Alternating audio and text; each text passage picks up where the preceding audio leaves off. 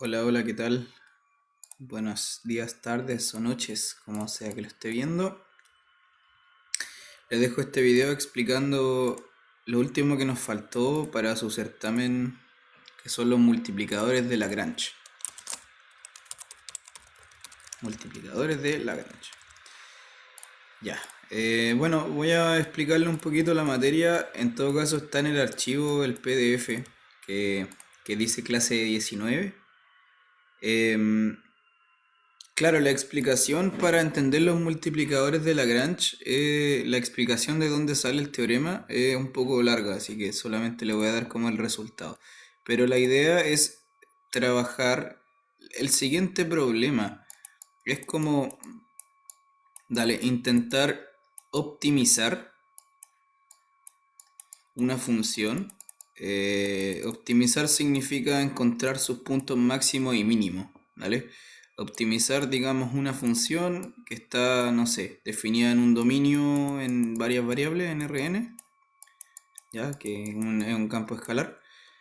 Optimizarla, entonces encontrar sus máximos mínimos y tal vez quizás sus puntos silla incluso, pero con restricciones. ¿Qué significa con restricciones? Significa que voy a mirar los máximos y los mínimos, pero no en el dominio completo, ¿ya? No en todo U, no en todo el dominio U, sino como en algún subconjunto, ¿ya? Más precisamente, claro, uno quisiera decir, no sé, donde las variables en realidad como que uno está restringiendo la función a un subconjunto S, ¿vale? Por supuesto, donde S es algún subconjunto de U. Ese es como el problema. Esto es más difícil que lo que hemos estado haciendo hasta el momento porque lo que estamos haciendo ahora es añadir como una condición adicional. Es darle más dificultad al problema. Es, claro, encontrar máximos y mínimos, pero con una complejidad mayor. Para que, claro, la función ahora las variables no son libres, sino que están en alguna parte concreta. Por lo general, para ser más precisamente, por lo general, el conjunto S, cuando estudiemos ahora los multiplicadores de Lagrange, por lo menos en una restricción, el conjunto S va a ser una curva de nivel, ¿vale? Un conjunto de nivel C. ¿Ya? Lo vamos a anotar así entonces, son todos los X en U, por ejemplo, de modo que alguna función en ese vector va a parar a algún C, ¿ya? Esto es, lo voy a anotar así, con este para algún C en R. Ya, no sé si habían visto ese símbolo, eso es para algún. Dale, este objeto lo hemos trabajado ya en clases, pues es un conjunto de nivel, el conjunto de nivel C, para la función G. Para alguna función G que a priori no conocemos, pero que depende de la función G, ¿ya? Claro, uno busca encontrar máximos y mínimos para alguna función f en algún dominio más chiquitito que está dado por alguna función g, más precisamente en alguna de esas curvas de nivel para esa función g. Ya, ese es como el problema de los multiplicadores de Lagrange, esa es como la idea. Entonces, ¿cómo se trabaja algo así? En primer lugar, tiene que notar usted que lo que estamos mirando aquí, la restricción, que es este dominio S nuevo que aparece acá, la restricción S, como está dicho acá, es solo una restricción. ¿Se entiende eso? Porque la F, dale, estamos mirando a optimizar la F en un dominio S mayúscula, pero la S, de acuerdo a lo que está escrito acá, solo depende de una condición, que es esto de acá, que g de x sea C. Solo se le pide una condición. Hay solo una ecuación que define el conjunto S. que es esta de aquí. Entonces el conjunto S, vale, decimos que tiene una sola restricción. En primera instancia vamos a ver los multiplicadores de Lagrange para una restricción solamente y después se estudiará para varias restricciones, que pueden ser, por supuesto que pueden ser más de una. No tiene por qué ser una en particular, pero vamos a partir con estudiar con una restricción. Lo voy a poner acá entonces entre paréntesis, una restricción. Solamente vamos a comenzar estudiando con una. Ya, ¿qué dice el teorema de los multiplicadores de Lagrange? Le voy a presentar el teorema entonces. Dice lo siguiente. Voy a poner acá una línea grande. El teorema. Se lo voy a mostrar acá mismo en el PDF. No lo voy a copiar porque no es necesario. Acá mismo el PDF de la clase 19 lo muestra. En la diapositiva 29 dice teorema de Lagrange. Tal cual dice acá la cosa. Dice, si usted tiene dos funciones, ambas en Rn, f y g, necesitamos que sean de clase C1, sí. ¿Ya? C1. Es decir, que tienen sus derivadas parciales y estas derivadas parciales son continuas. Son de clase C1 y tengo un punto en el cual la función g alcanza su nivel C. ¿Vale? Es decir, claro, este punto x0 está en la curva de nivel S, que es la que estaba mencionando antes. Como dice acá, considere la superficie S. S, tal cual como le había dicho recién, pues son todos los x en el dominio de la función f, tal que g de x le da c. Es decir, este es el conjunto de nivel C. ¿Ya? El x0 entonces es un punto en S. Y le vamos a pedir una condición adicional, que es que la derivada de la función g en el punto no es no nula. ¿Vale? Claro, la función g, su derivada no se anula en el x0.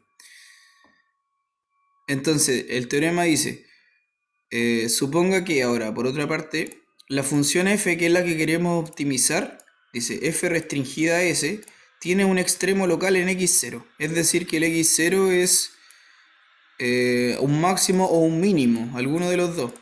Entonces, con estas condiciones, si es que el x0 es un máximo o un mínimo en el conjunto de nivel S, existe algún lambda, número real, de modo que se cumple esta ecuación de aquí, que es que los gradientes de la f y de la g son casi el mismo. Más precisamente son un múltiplo del otro. Son el mismo vector, recordemos que el gradiente es un vector. Son el mismo vector salvo un múltiplo. Este lambda es un escalar, al cual se le llama, como dice abajo, se le llama multiplicador de Lagrange. Ya, es un escalar y recibe ese nombre, un nombre bien elegante, se le llama así. Ya, eso es. Entonces, el teorema nos asegura, nos da como herramientas para entender cómo optimizar funciones cuando hay restricción en su dominio y cuando el dominio está restringido a un conjunto de nivel. Cuando eso pasa y nos encontramos frente a un extremo local, ocurre esta ecuación, ya que es que los gradientes de la función que yo quiero optimizar y de la función de la cual salen las restricciones, los gradientes son el mismo salvo un múltiplo, cuyo nombre es multiplicador de Lagrange. Entonces ahora voy a dar un ejemplo de este teorema con el ejemplo que se muestra aquí a continuación, en la diapo siguiente. No, esa es una observación. Acá viene un ejemplo. Ya después le muestro esta observación que está aquí. Ahí les explico esto enseguida. Vamos a ver este ejemplo. Lo voy a hacer, igual está acá resuelto, como lo voy a mostrar. Acá está la solución, pero lo voy a hacer yo igual. Ya si quiere revisarlo del PDF, también está bien. Lo voy a anotar en la pizarra, pero leámoslo en un momento. Dice, maximizar la función, esta tiene tres variables, AR, definida por esta cuestión. Algo muy simple, que es un polinomio lineal, x más z, en tres variables, pero la restricción es un poco más compleja, ¿se da cuenta? La restricción, de hecho, esta es la esfera unitaria, ¿sí? Es la esfera 3D, centrada en el origen de radio 1. ¿Sí? Entonces queremos maximizar esta función, pero con la condición que se le exija que los puntos y las variables estén en la esfera unitaria. Ya veamos entonces. Vamos a resolver ese ejercicio. Dice, entonces la función f de x y z que queremos maximizar era esto, x más z, y la restricción necesitamos pedirle además que las variables, los x y z, se tienen que estar en la esfera unitaria. Entonces x cuadrado más z más y cuadrado más z cuadrado vale 1. Aunque esa era la restricción. Ya, vale, ¿cómo se resuelve esto? Entonces, de acuerdo al teorema de los multiplicadores de Lagrange, tenemos que identificar quién es g primero, ¿verdad? Porque la f es la función que uno quiere optimizar. A veces hay que sacarle un máximo. Pero la g no está dicha cuál es. Sin embargo, la g es sencilla de entender. La g es esto, ¿ya? Vamos a definir entonces g de x y z como esa expresión, x cuadrado más y cuadrado más z cuadrado. Esa va a ser nuestra función g en este ejercicio. De modo que la restricción en cuestión que se está planteando es el conjunto de nivel 1 para la g, ¿vale? Entonces lo voy a poner acá. Entonces con esta notación se sigue que el conjunto S que uno está buscando son las tripletas x y z en R3, de modo que, bueno, g de x y z valga 1. Eso es precisamente la esfera unitaria, que es la restricción que se está planteando acá arriba. ¿Ya? La restricción entonces es este conjunto S. ¿Ya? Es ese conjunto S. Y este conjunto S, como es la esfera unitaria, entonces, bueno, la esfera unitaria, como usted ya debe conocerla, es así. Hacemos el plano 3D. Es una cosa como esto, ¿verdad? Ahí está el dibujo. Y como tal, discúlpeme, pero es la cáscara de la esfera unitaria. Vamos a hacer esa aclaración. Es la cascarita, como lo que está por afuera. ¿Dale? No tiene como nada, es una cáscara hueca por dentro. Porque estamos pidiendo que sea igual a 1. Entonces, claro, sí, es una cáscara. Tal cual como una cáscara de una mandarina que no tiene nada por adentro. Ya. Esa cosa luce así. Y este conjunto S, como usted puede ver, es cerrado y acotado, es compacto. ¿Ya? Es compacto. ¿Por qué es cerrado y acotado? Es cerrado porque es la frontera de un conjunto. Es la frontera de una esfera. Y acotado porque, claro, no se va a infinito en ninguna parte. Está acotado por una esfera por ella misma.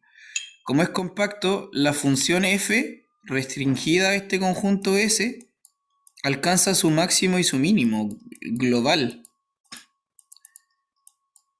Ya, esto es por el teorema de Weierstrass que vimos en clase. Sí, porque la función f es continua y el dominio S es compacto. Entonces alcanza máximo y mínimo, pero global. Eso también lo voy a subrayar porque como dijimos en clase, que sea global es algo muy especial, que es distinto a todo lo que es local que ya hemos estudiado en clase. La localidad se analiza con las derivadas, pero la globalidad se analiza con este teorema que es el de Weierstrass. Ya, entonces esta función no se arranca, digamos. En este dominio S la función f nunca vale infinito, no vale no infinito, no está indeterminada, no pasa nada raro en esa esfera, sino que al contrario es como muy manipulable. Ok, ahora procedemos de acuerdo al teorema de los multiplicadores de Lagrange. Entonces lo voy a poner de acuerdo aquí, de acuerdo a Lagrange, al teorema de Lagrange, de acuerdo a Lagrange.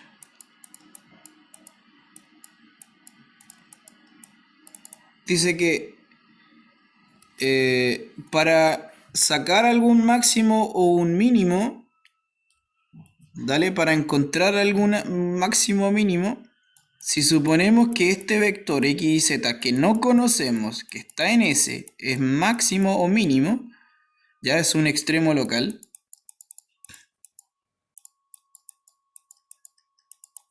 Si es que este punto es un extremo local, entonces de acuerdo a Lagrange existe algún lambda, algún número real lambda, tal que tiene que cumplir lo que dice el teorema, que es que los gradientes de la función de la f en ese puntito que estoy mirando es un múltiplo del gradiente de la otra función de la g en el mismo puntito. El trabajo de nosotros será entonces calcular quiénes son estos x y z. Igual se puede también, por ejemplo, calcular quién es este lambda en concreto, ¿ya? A priori el teorema dice que existe, pero podemos calcularlo precisamente también. Sin embargo, no es del todo necesario saber exactamente quién es lambda. Lo que queremos hacer es calcular x y z que sea un extremo local, ¿vale? Eso queremos hacer. Voy a borrar esta parte de acá, voy a borrar este dibujo. Queremos entonces determinar quién es x y z para que se cumpla eso. Dale, entonces, de acuerdo a lo que está escrito aquí, lo voy a checar un poco. Necesitamos entonces calcular los gradientes de la función f y calcular el gradiente de la función g, ¿verdad? Hay que calcular ambos gradientes. Ya, lo voy a hacer entonces por la parte de acá. Este lo voy a hacer con verde. Ya, en rosado. En color rosado entonces calculo el gradiente de la f. Dale, derivamos parcialmente la f en x. Queda 1. La derivo en y, queda 0. Y ahora la derivo en z, queda 1 también. Cosas muy simples. Por otra parte, ahora hacemos el gradiente de la g. Ya, sacamos la derivada en x de la g, que es 2x. La derivada en y de la g, que es 2y. Y la derivada en z de la g, que es 2z. Ya, con los gradientes calculados, entonces ahora la ecuación que da origen al teorema de Lagrange, esta ecuacioncita de acá se traduce y queda escrita como, lo voy a escribir por la parte de acá, es un sistema de ecuaciones porque se igualan 1 a 1 las derivadas parciales multiplicadas por lambda. Entonces el sistema de ecuaciones será este: 1 es igual a 2 lambda x, es la primera ecuación. La segunda ecuación es 0 es igual a 2 lambda y. La tercera ecuación es 1 es igual a 2 lambda z. Y necesitamos añadir una cuarta ecuación porque el x y z está en S. Entonces, x y z tiene que cumplir que x cuadrado más y cuadrado más z cuadrado tiene que valer 1. Este es un sistema que tiene 4 ecuaciones y 4 incógnitas, como puede ver. X y z son las incógnitas que tenemos que encontrar. Lambda sería otra incógnita. Y tenemos 4 ecuaciones con 4 incógnitas. ¿Ya? Este sistema, entonces, repito, se construyó igualando 1 a 1 las derivadas parciales. La de x con la de g. La de xf con la de xg multiplicada por lambda. La de if con la de ig multiplicada por lambda. Y la de f en c de z, la de g en dz también multiplicada por lambda. Eso nos da las 3 ecuaciones que están planteadas aquí. Pero además necesitamos añadir la condición S, que es que el punto, como es un extremo local en la restricción, tiene que estar en el dominio S. Entonces este es un punto de la esfera unitaria. ¿Ya? Por lo tanto, el trabajo de nosotros ahora se resume en resolver este sistema de ecuaciones, que tiene 4 ecuaciones con 4 incógnitas. Hay que resolver este sistemita ahora, entonces. Sistema de 4 ecuaciones con 4 incógnitas. Veamos. No es difícil porque, por ejemplo, la segunda ecuación es una ecuación bien categórica. La segunda ecuación nos lo indica de una que lambda vale 0 o y vale 0. Alguno de los dos tiene que valer 0. Claro, porque el 2 no importa y lambda por y va a ser 0. Entonces alguno de los dos es 0. Pero, ¿qué ocurre si el lambda valiese 0? Entonces acá, por ejemplo, en la primera ecuación voy a tener 2 por 0 por x igual a 1. Me da una contradicción, ¿no? Porque me va a quedar 1 igual a 0. 1 al lado izquierdo, 0 al lado derecho. Entonces el lambda no puede ser 0. Por eso. ¿Ya? Esa es la explicación. Lambda no puede ser 0 porque si no habría una contradicción y el sistema no se podría resolver. Entonces, lambda no es 0. Entonces necesariamente el y es el que tiene que ser 0, de acuerdo a lo que está dicho recién. El y es el que tiene que ser 0. Y ahí tenemos una de las 4 incógnitas ya encontradas. El y tiene que ser 0. Y el lambda es no nulo. Entonces ahora el sistema es más corto todavía. Ahora tiene 3 ecuaciones con 3 incógnitas. ¿Vale? El sistema entonces ahora es este. Solamente las 3 ecuaciones que quedaron. 1 igual a 2 lambda x. 1 igual a 2 lambda z. Y la otra que 1 igual a x cuadrado más y cuadrado más z cuadrado. Ya, ahora ¿cómo resolvemos este sistema a continuación? A ver, es sencillo. Bueno, discúlpeme. En la última ecuación no es necesario colocar el y cuadrado porque ya sabemos que es 0. Entonces nos queda esto. Ahí sí. 1 es igual a x cuadrado más z cuadrado. Ya, ¿qué podemos hacer ahora? Muy simple. En esta de acá, por ejemplo, en estas dos ecuaciones que están aquí que marqué con rosado, las dos primeras podemos despejar el x y el z, por ejemplo, respecto de lambda, que va a ser 1 sobre 2 lambda en ambos casos. 1 sobre 2 lambda en ambos casos. ¿Ya? De donde se desprende inmediatamente que x es igual a z, porque ambos son 1 sobre 2 lambda, son el mismo x y z.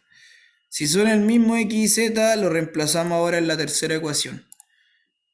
Reemplazando en la tercera ecuación se desprende que 1 es igual a, como el x y el z son iguales, tengo esto. 1 es igual a x cuadrado más x cuadrado. O lo cual es lo mismo que 1 es 2 veces x cuadrado y por tanto x cuadrado un medio. Como x cuadrado un medio, las soluciones son 2. Positivo o negativo, 1 sobre raíz cuadrada de 2, ¿no? Pero son 2. Puede ser tanto la versión positiva como la negativa. Y como el z es igual al x, tenemos el z despejado. Y ahí tenemos toda la respuesta del ejercicio, porque encontramos x y z. Tenemos las 3 incógnitas resueltas. Encontrar el lambda no es necesario, como se puede dar cuenta. En este ejercicio lo podríamos haber calculado, de hecho, pero no es necesario. Porque nos interesa encontrar x y z de modo que la función sea máxima. Por tanto, de acuerdo al teorema de los multiplicadores de Lagrange, tenemos dos puntos candidatos a máximos o a mínimos, a alguno de los dos porque es un extremo local. ¿Ya? Las soluciones son, las voy a poner acá abajo, las soluciones entonces son dos puntos. El primero es para un posible x, vamos a tomar el x positivo, que es 1 sobre raíz de 2, el y valía 0 y el z es igual al x. Eso nos da un punto posible. Y el otro punto posible es con el x negativo, que era menos 1 sobre raíz de 2. El y sigue siendo 0 y la z sigue siendo el mismo que el x. Esos son nuestras dos posibles. ¿Ya? Entonces estos son extremos locales. Ambos son extremos locales para f. Para f en S. ¿Ya? Ambos son extremos locales para f en S. Lo que nos queda hacer es revisar, puesto que el ejercicio pedía maximizar la función, nos queda determinar cuál de estos es máximo y cuál de estos es mínimo.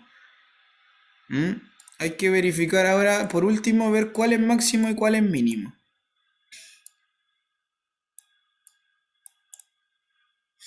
¿Cómo hacemos eso? Es muy simple, lo único que tiene que hacer ahora usted, voy a borrar todo lo anterior. Permiso.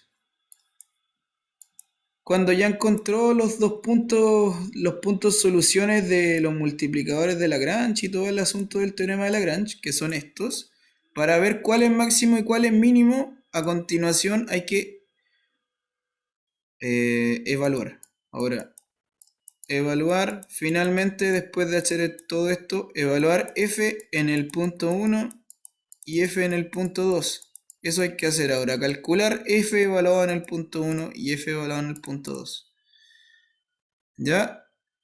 Porque el que sea más grande de estos va a ser máximo y el que sea más chico de estos va a ser mínimo. Hay que calcular f de p1 y f de p2. Entonces f de p1, de acuerdo a la definición de la f, que era x más z, será 1 sobre raíz de 2 más 1 sobre raíz de 2, que es 2 sobre raíz de 2. Mientras que por otra parte el f en p2 también es x más z, pero en este caso la x y la z son estos. Claro. Menos 1 sobre raíz de 2, menos 1 sobre raíz de 2, que le va a quedar menos 2 sobre raíz de 2. Como se puede dar cuenta, el primero es más grande que el segundo. Entonces, la conclusión de todo esto es que el f del P1 es más grande que el f del P2. El primero es positivo y el segundo es negativo.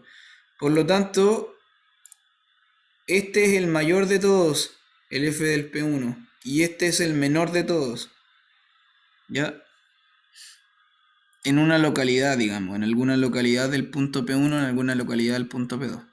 Entonces la conclusión es que, tal como se menciona en el PDF, el P1 es un máximo y el P2 es un mínimo. Ya, esa es la conclusión. Anotémoslo por acá. Conclusión. Con esto termina el ejercicio. Conclusión. P1 es máximo local. Ya, es máximo local para f en S en la esfera unitaria y el P2 es mínimo.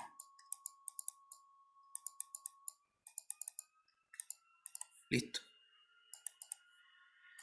Eso termina el ejercicio. Así se calculan los extremos locales cuando tenemos una restricción. ¿Ya? Para el teorema de los multiplicadores de Lagrange vamos a tener solamente un multiplicador de Lagrange, solamente un lambda.